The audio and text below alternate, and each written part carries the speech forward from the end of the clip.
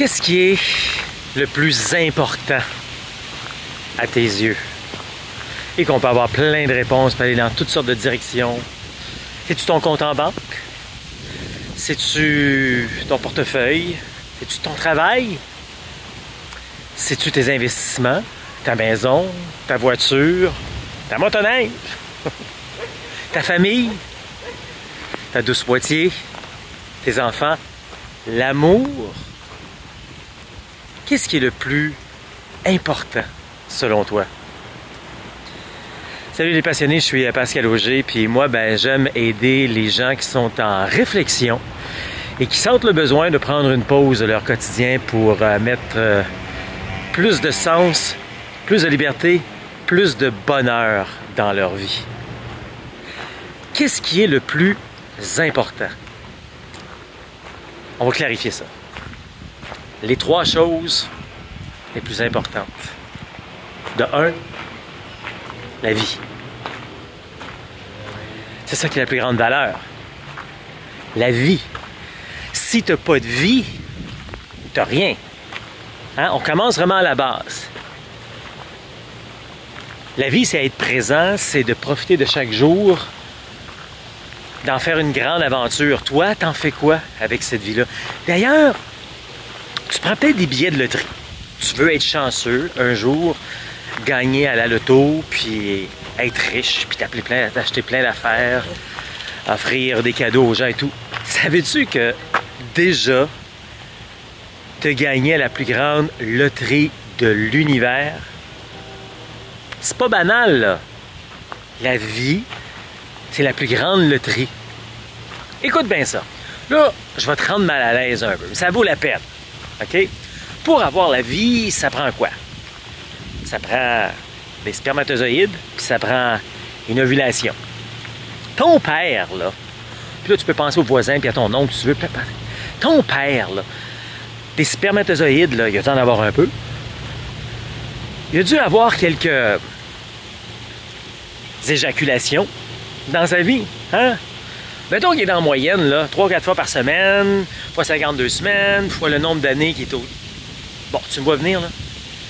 Dans chacune des éjaculations, il y a des millions de spermatozoïdes. Quelle était la chance que toi, tu sortes de là? Et que toi, tu rencontres ton ovulation, puis ta mère en a eu quelques-unes également. Quelle était la chance que ce match-là se fasse? Écoute, des millions, de milliards, de trilliards de... On ne sait même pas compter jusque-là. C'est toi qui es sorti de là. Puis constamment, tu te remets en disant que tu n'es pas chanceux.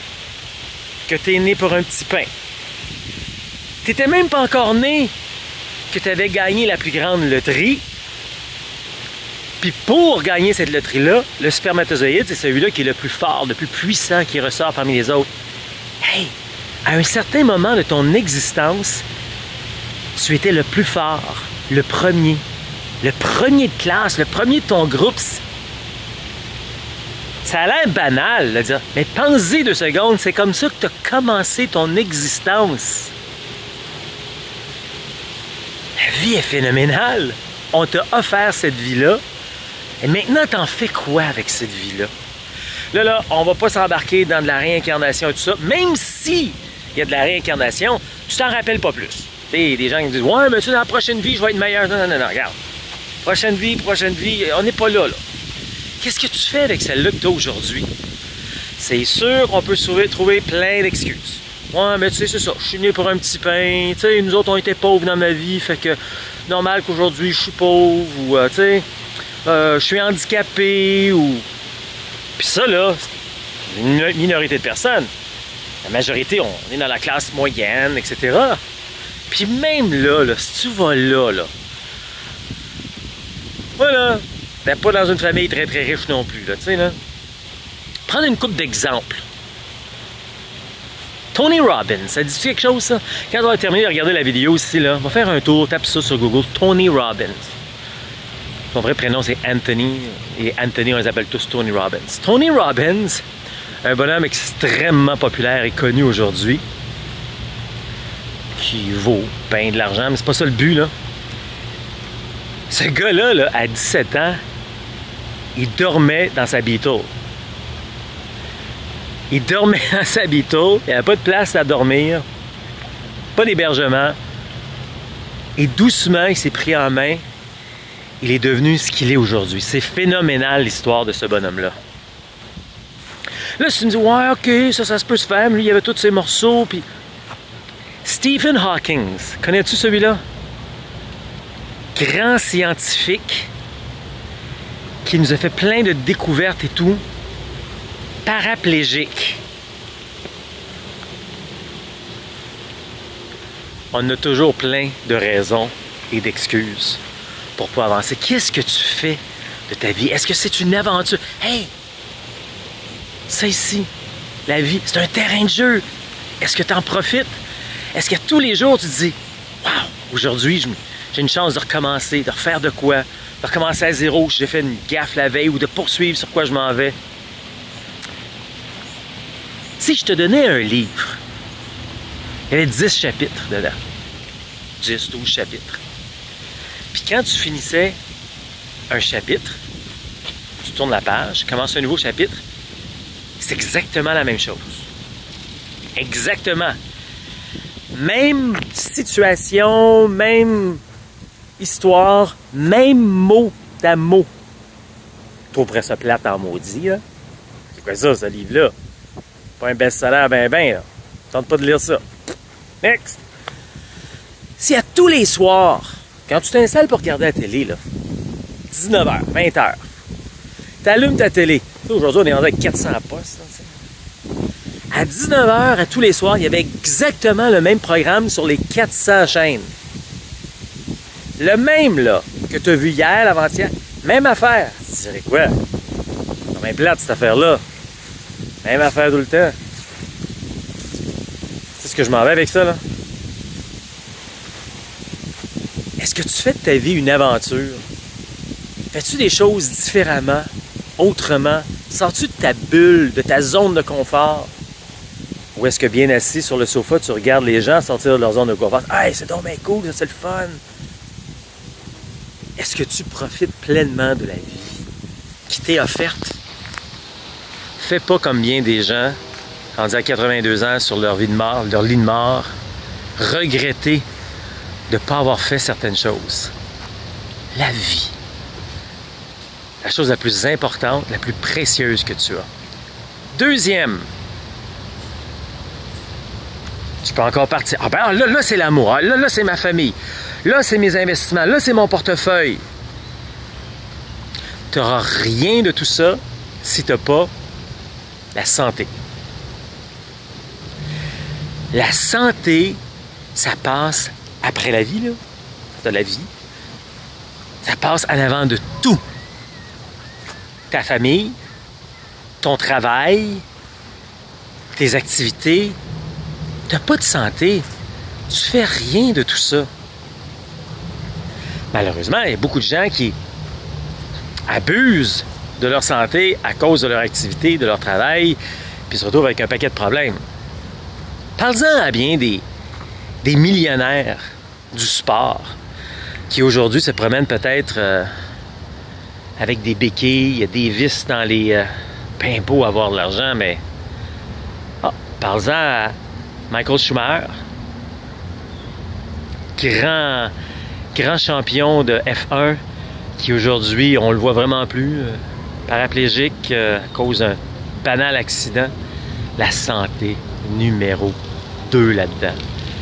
Tellement, tellement important.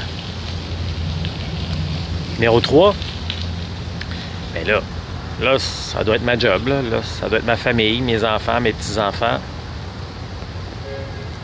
Ton temps.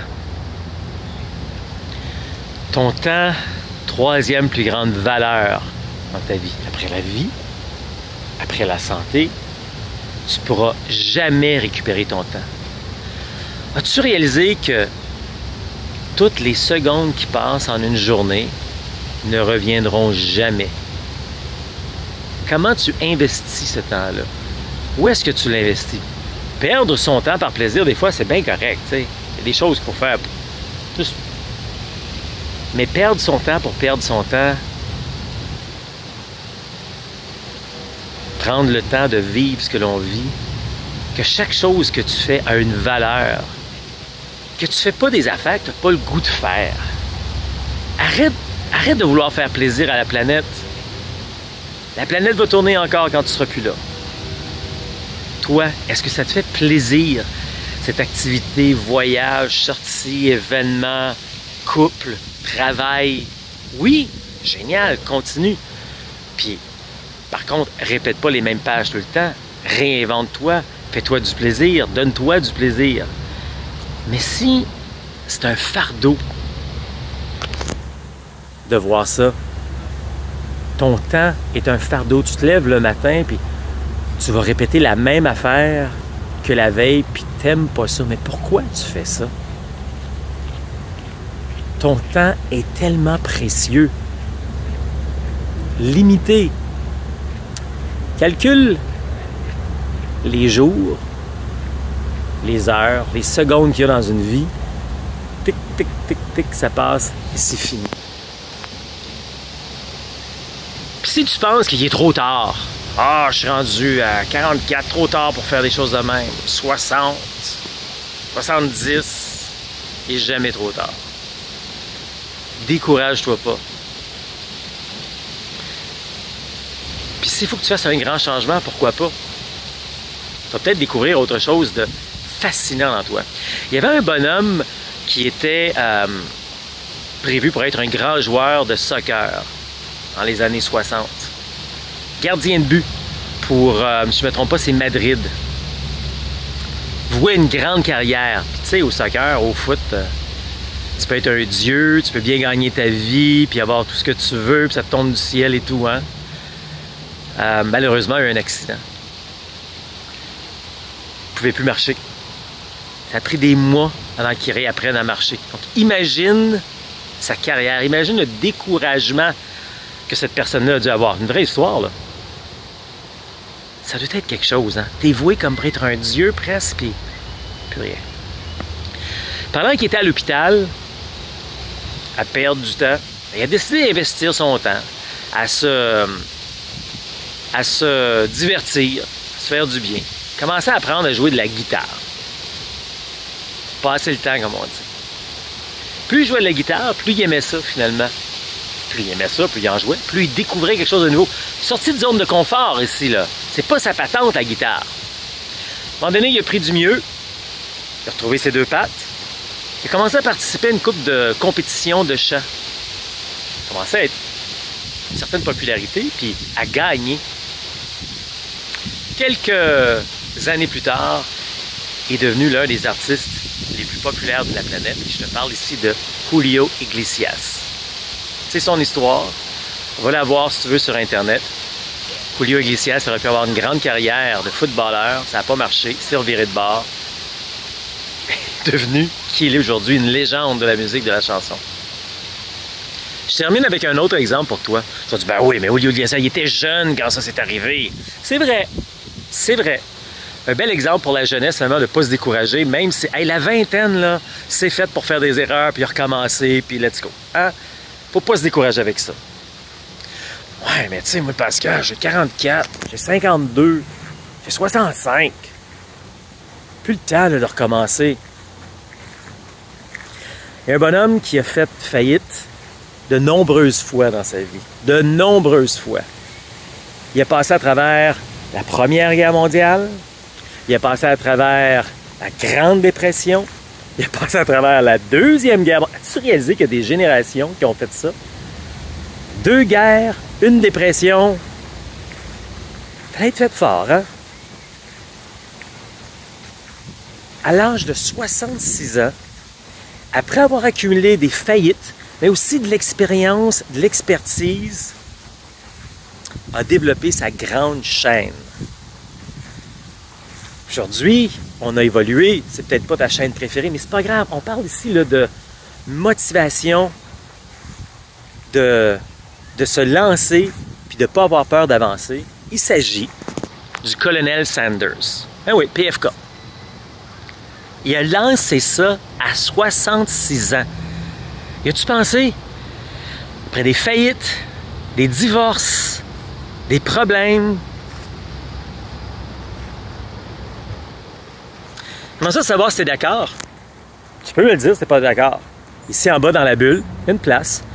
Tu peux me dire pour toi qu'est-ce qui est important. Puis ça a du sens que ce que je viens de te dire. Ce qu'il y a de plus important, le plus précieux, numéro 1, la vie. Arrête de répéter le même chapitre à tous les jours. C'est fini ça. Fais quelque chose de différent. Réalise tes rêves. Comment on fait ça? Avec la santé. Si tu n'as pas de santé, tu ne peux rien réaliser. Prends soin de ta santé. Est-ce que tu bouges? Tu sais que ton corps te dit à tous les jours qu'il veut être actif. Hein? Dans les 5 étapes de la pyramide de Maslow, première étape, celle du bas de base, hein? Ton corps te dit à tous les jours qu'il a besoin de respirer, de dormir, de se nourrir, d'éliminer, et il te dit à tous les jours qu'il a besoin de s'activer, de bouger. Tu ne l'écoutes pas. Les 4 premiers, c'est évident, respirer, dormir, nourrir, éliminer. Et bouger, ton corps te le dit à tous les jours. Est-ce que tu bouges? 10 000 pas. Tu connais ma pensée là-dessus, hein? C'est le minimum. Et avec tout ça, ton temps. 3e importance, grande valeur, ton temps. Investis ton temps intelligemment pour faire des choses qui te font plaisir et qui font du bien à toi et peut-être même à l'humanité. Réalise-toi. Ça, souvent, c'est de trouver son sens. Son pourquoi, comme je dis dans une autre capsule. Les 3 choses, éléments qui ont le plus de valeur dans la vie. Dis-moi ce que tu en penses. La vie, la santé, ton temps. Si tu aimes ce dont je te parle, regarde alentour de la vidéo aussi. Moi, il y a beaucoup de choses là-dedans que j'ai pris conscience dans la marche, dans la nature, dans le décrochement, dans prendre le temps de prendre le temps. Entre autres, avec mon expérience Compostelle que j'ai vécue. Si ça te parle, tout ça, puis ça te tente de passer à cette étape-là, de vivre, d'avoir de la santé, de valoriser ton temps, bien, justement, je valorise le mien. Je t'offre 30 minutes de mon temps, de ton temps ensemble. J'appelle ça l'appel de la liberté. 30 minutes pour être ensemble, pour jaser, pour voir comment je peux t'aider à réaliser ton rêve de marcher au Québec ou encore Compostelle. Puis ça, là, de réaliser ton rêve de marcher, c'est encore plus grand que ça. C'est de réaliser ton rêve, de réaliser tes rêves, finalement. De passer à une autre étape. Ça te tente qu'on en parle? Regarde autour de la vidéo ici. Clique sur le lien. Ça va t'amener à quelques questions préparatoires. Ensuite, à mon horaire, mon agenda personnel, où tu auras la possibilité de prendre un rendez-vous avec moi en ligne. On va être ensemble, on va se voir, on va placoter. Ça s'appelle l'appel de la liberté. Profites-en. Je suis Pascal Auger, journaliste, conférencier, formateur et secouriste certifié pour Québec-Compostelle, qui est informé, inspiré, préparé pour marcher au Québec ou encore Compostelle, et instigateur, coordonnateur du Chemin du Québec, 1200 km de rando communautaire, de bonheur entre Montréal et le bout du monde, l'unique chemin de rando communautaire en Amérique. Tu mérites une pause.